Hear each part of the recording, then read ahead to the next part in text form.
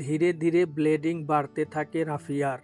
কিছুক্ষণ আগে শুরু হওয়া ব্লিডিং ধীরে ধীরে বাড়তে থাকে। একটা সময় সহ্যের বাইরে চলে যায় পেট ব্যথা। এসব দেখে ভয় পেয়ে যায় রাফিয়া। ঘড়ির দিকে তাকিয়ে দেখে রাত প্রায় 11টা।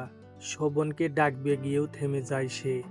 পরে নিজের তলপেটে চেপে ধরে বিছানা থেকে উঠতে গিয়েও পারল না।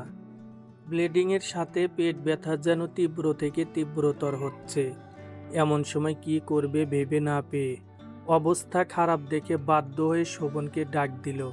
শোভন, এই শোভন, উম একটু উঠবে? মাত্র ঘুম ধরেছে, আর এর মধ্যেই ডাকা শুরু করলে কেন? হঠাৎ করে আমার কেন জানি ব্লিডিং হচ্ছে, একটু ওঠো না। রাফিয়ার মুখে ব্লিডিংয়ের কথা শুনে হট বলে এক লাফে শোয়া থেকে উঠে বসে শোভন। উঠে রাফিয়াকে কিছু বলার আগেই দেখল রাফিয়া শুয়ে আছে, আর বিছানায় সাদা চাদর। রাফিয়ার তাজা রক্তে লাল হয়ে গেছে। এসব দেখে মা বলে চিৎকার দিয়ে বিছানা থেকে লাফ দিয়ে নেমে রাফিয়াকে কোলে তুলে রুম থেকে বেরিয়ে পড়ে শোভন। শোভনের চিৎকারে বাসার ভাড়াটিয়া সহ সবাই রুম থেকে বাইরে বের হয়। রাফিয়া এতক্ষণে অজ্ঞান হয়ে গেছে, কিন্তু ব্লিডিং এখনো থামছে না। শোভন তার ছোট ভাই সোহানকে ডেকে রাফিয়াকে নিয়ে সোজা গাড়িতে তোলে আর ছুটতে থাকে হসপিটালের দিকে।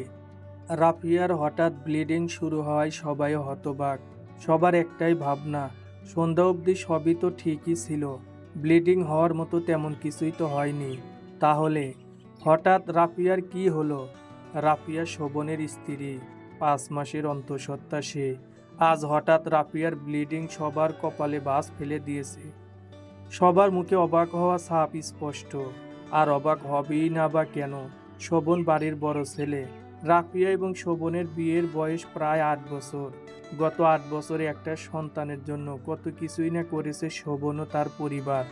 ডক্টর, কবিরাজ সবার কাছেই গিয়েছে ওরা। সব কিছুই করেছে একটা বাচ্চার জন্য, কিন্তু কিছুতেই যেন কাজ হচ্ছিল না। একটা সময় সবাই যখন হাল ছেড়ে দেয়, ঠিক সেই সময় রাফিয়া বলেছিল সে প্রেগনেন্ট, সে মা হতে চলেছে। রাফিয়ার মুখে সেদিনের সেই কথাটা শোভন ও তার পরিবারের জন্য ছিল মরুভূমিতে একটা গাছের মতো। আর তারপর থেকে রাফিয়াকে শোভনের বাড়ির সবাই বেশি বেশি কেয়ার করতে থাকে। কিন্তু হঠাৎ করে আজ এই দৃশ্য কেন দেখতে হলো? রাফিয়ার হঠাৎ এই ব্লিডিং কিসের জন্য? এই একটা প্রশ্ন শোভনের। বাবা মা ছোট ভাই সহ ভাড়াটিয়া সবার। শোভন রাফিয়াকে হসপিটালে অ্যাডমিট করিয়ে বাইরে বসে আছে। এমন সময় সোহান চলে আসে। এসে শোভনকে বসে থাকতে দেখে বলে, ভাইয়া, ভাবি কোথায়? সোহানের গলা শুনে শোভন মাথা তুলে জবাব দেয়, ভিতরে। সোহান শোভনকে দেখেই বুঝতে পারল সে খুব টেনশনে আছে, তাই সে আর বাড়তি কোনো প্রশ্ন করল না। সোহানও বসে পড়ল শোভনের পাশে। প্রায় 1 ঘন্টা পর ডক্টর বের হলে শোভন ডক্টরের কাছে গিয়ে বলল, রাফিয়ার কি অবস্থা? এখন অবস্থা একটু ভালো, কিন্তু কিন্তু কি? রাফিয়ার অতিরিক্ত ব্লিডিং হওয়ায় তার পেটে থাকা বাচ্চাটা বাঁচাতে পারিনি। I am sorry. শোভন কথাটা শুনেও যেন কিছু শুনতে পেল না, তাই আবার বলল, কি বললেন আপনি? জি, নিজেকে কন্ট্রোল করুন। ডক্টর সোহানকে ইশারায় শোভনকে ধরতে বলে চলে যায় ডক্টর। সারা রাত অনেক চেষ্টা করেও সোহান তার ভাইকে বাসায় নিতে পারেনি।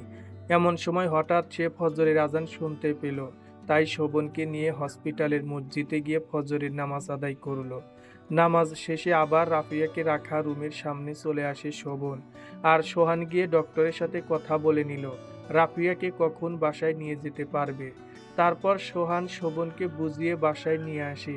ওরা বাসায় আসতেই সবার একটাই প্রশ্ন, রাফিয়াও তার বাচ্চা কেমন আছে? সোহান সবাইকে বলে দেয় রাফিয়া ভালো আছে, কিন্তু বাচ্চাটা বেঁচে নেই। সকাল গড়িয়ে দুপুর, দুপুর গড়িয়ে বিকেল হলো, শোভন এখনো শুয়ে আছে। বাড়িতে শোকের ছায়া নেমে এসেছে। সেটা কেন? কার জন্য? হঠাৎ করে রাফিয়া ব্লিডিং যেন সবার কাছে একটা ধোঁয়াশা। শোভন বিকেলবেলা বিছানা থেকে উঠে ওয়াশরুম থেকে ফ্রেশ হয়ে রুমে এসে দেখে রাফিয়ার মোবাইলটা বাজছে। শোভন মোবাইলটা হাতে নিতে নিতে কলটা কেটে গেল। নাম্বারটা ছিল মিনার। মিনা রাফিয়ার বন্ধু, পুরনো বন্ধু। কলটা ব্যাক করতে গিয়েও ইচ্ছে হলো না। তাই মোবাইলটা রেখে দিল টেবিলের উপর। মোবাইলটা রেখে দিয়ে ২ পা হাঁটার পর ফিরে এসে আবার মোবাইলটা হাতে নিল। শোভন লক্ষ্য করল রাফিয়ার মোবাইলের স্ক্রিনে কিছু মেসেজ। মোবাইলটা আনলক করে ইনবক্সে প্রবেশ করে মেসেজগুলো দেখে যেন চমকে গেল শোভন। মেসেজগুলো দেখতে দেখতে একটা মেসেজের উপর চোখ আটকে গেল শোভনের। মেসেজটা ছিল, পিলটা নিয়েছো? মেসেজগুলো দেখে পাথর বনে গেল শোভন। মনে মনে ভাবছে, তাহলে রাফিয়া ইচ্ছা করেই এসব করলো। ওর মনে তাহলে অন্য কেউ। কি করছিস শোভন? শোভন তার নাম ধরে ডাক শুনে পিছনে ফিরে দেখে তার মা। তাই মোবাইলটা টেবিলে রাখতে রাখতে বলল, কিছু না। শোভনের মা শোভনের দিকে এগিয়ে এসে বলল, কখন ঘুম থেকে উঠেছিস? এই তো একটু আগে। কাল থেকে কি খেয়েছিস? এখন খাবি না? এখন ইচ্ছা করছে না মা। তোমরা খেয়েছো? শোভনের মা আর কিছু বলল না, শুধু শোভনের দিকে তাকিয়ে থাকলো। কিছুক্ষণ নীরব থেকে বলল, কাল রাতে কি হয়েছে? কাল রাতের কথা শুনে শোভন একটা দীর্ঘশ্বাস ছেড়ে বলল, আমি কিছুই জানি না মা। আসলে আমি ঘুমাচ্ছিলাম। হঠাৎ রাফিয়া ডেকে বলল, ওর ব্লিডিং হচ্ছে। আর তারপর বলে মাথা নিচু করে চোখের জল মুছতে লাগলো সে। শোভনের মা ও আর কিছু বলল না। কিছুক্ষণ বসে থেকে চলে গেলেন। শোভন আবার একা হয়ে পড়ল। আবার ভাবতে থাকলো সেই মেসেজটার কথা। আর মনে মনে ভাবতে লাগলো, তাহলে রাফিয়া নিজের ইচ্ছায় আমার সন্তান নষ্ট করলো। ওর মনে অন্য কারো বসবাস। তার কথাতেই তাহলে তাহলে এসব হলো। কথাগুলো ভাবতেই শোভনের মনে পড়ে গেল একটা ঘটনা। ওই ছেলেটাকে। কোন ছেলেটা? কোন ছেলেটা মানে? যার সাথে তখন দেখলাম হেসে হেসে কথা বলছো। আরে ক্লিয়ার করে বলো না, এত পেঁচাও কেন? কেন তাকে এত সহজে ভুলে গেলে? যে তোমার বাতাসে উড়ে আসা চুল ফু দিয়ে মুখের উপর থেকে সরিয়ে দেয়। ও আচ্ছা, রাহাতের কথা বলছো?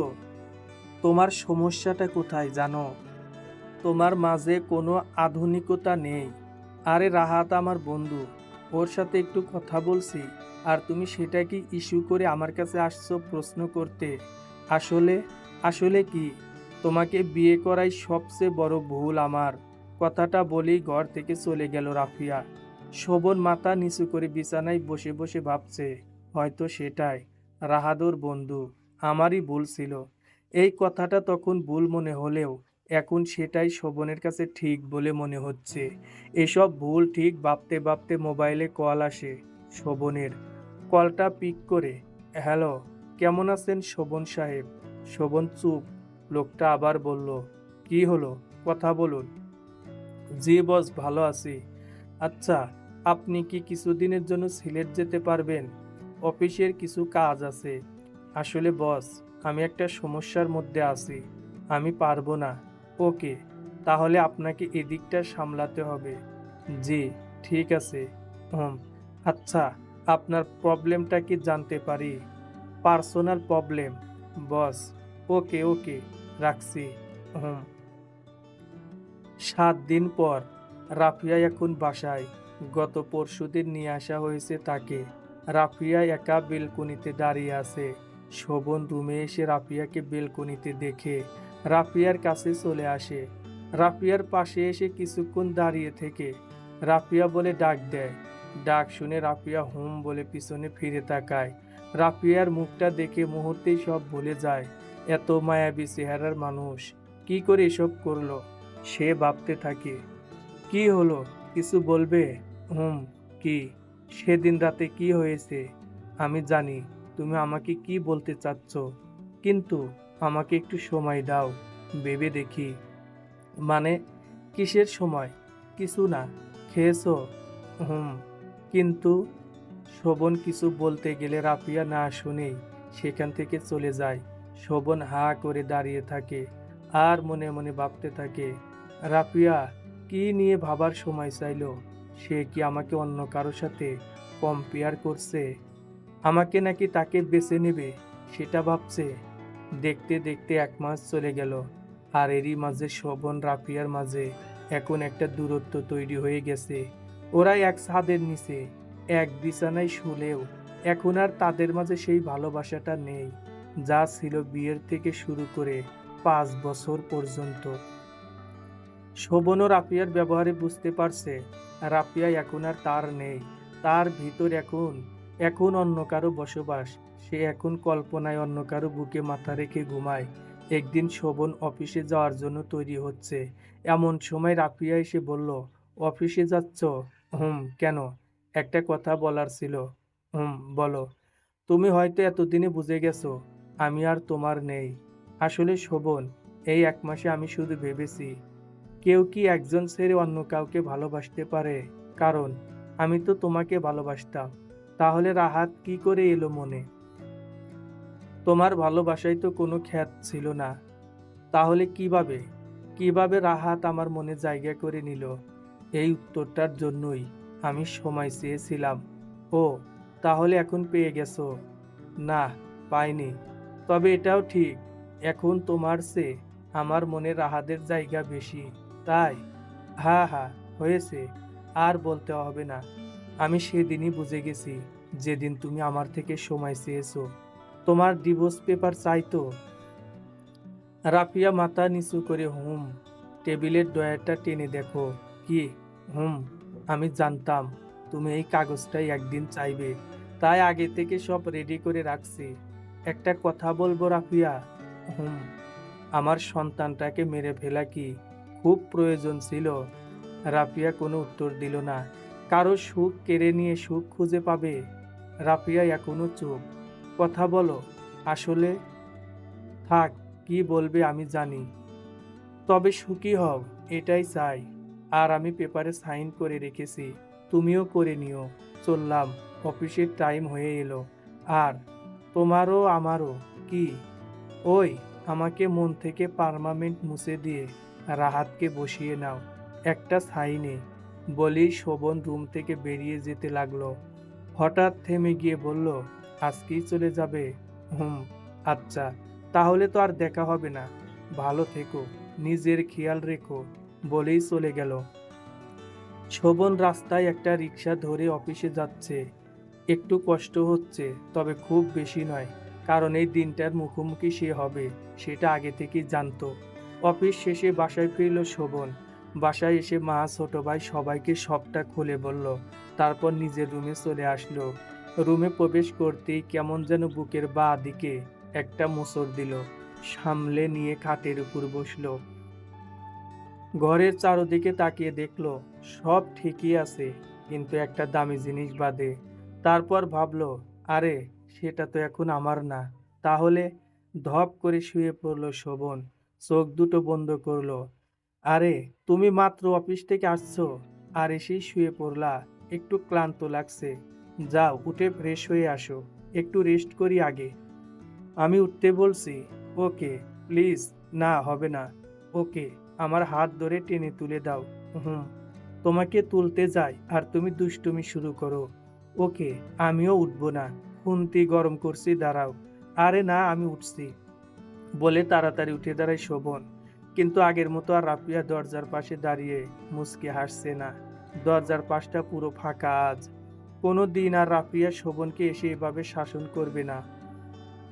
6 বছর পর কোনো কোমল ঠোঁটের স্পর্শে সকালের ঘুম ভাঙল শোভনের। ঘুম থেকে উঠে দেখে তার 4 বছরের মেয়ে পাশে বসে আছে। শোভনকে উঠতে দেখে একটা হাসি দিয়ে বলল, বাবা, আম্মু কি করেছে জানো? কি মা, কি করেছে? আমি তোমাকে পাপ্পা দিতে আসছিলাম। আম্মু বলে তুমি নাকি রাগ করবা। তুমি রাগ করছো? বলো। শোভন কিছু না বলে ওকে কোলে নিয়ে বলল, না, আমি কি আমার মায়ের সাথে রাগ করতে পারি? আর একটা পাপ্পা দাও তো মা। উম্মা, এই তো আমার সোনা মা, এখন গিয়ে পড়তে বসো। হুম বলেই শোভনের মেয়ে তার কোল থেকে নেমে গেল। শোভন ফ্রেশ হয়ে ব্যালকনিতে বসতেই শোভনের স্ত্রী সামিয়া 1 কাপ চা এনে দিয়ে গেল। শোভন চায়ে চুমুক দিয়ে নিউজ পেপারটা হাতে নিয়ে দেখতে লাগলো। পেপার দেখতে দেখতে একটা নিউজে রাফিয়ার ছবি দেখে চোখ আটকে গেল। নিচে বড় করে লেখা, পাত্র চাই। পুরো নিউজটার মোরাল ছিল, একটা পাত্র চাই, বেকার, বিবাহিত হলেও চলবে। নিউজটা পড়া শেষ করে পেপারটা সাইডে রেখে ব্যালকনি দিয়ে বাইরে তাকিয়ে শোভন ভাবতে লাগলো, এটাই কি কাউকে ঠকানোর পরিণতি? আসলে কিছু কিছু মানুষ আছে, ওরা সব সময় নানা রকম সুখের আশা করে, সেটা অনেকের কাছ থেকে হলেও তারা জানে না বা হয়তো জানবেও না কেউ কোনোদিন তাকে খুব ভালোবাসতো। সমাপ্ত। পুরো গল্পটা কেমন হয়েছে জানাবেন। ধন্যবাদ সবাইকে।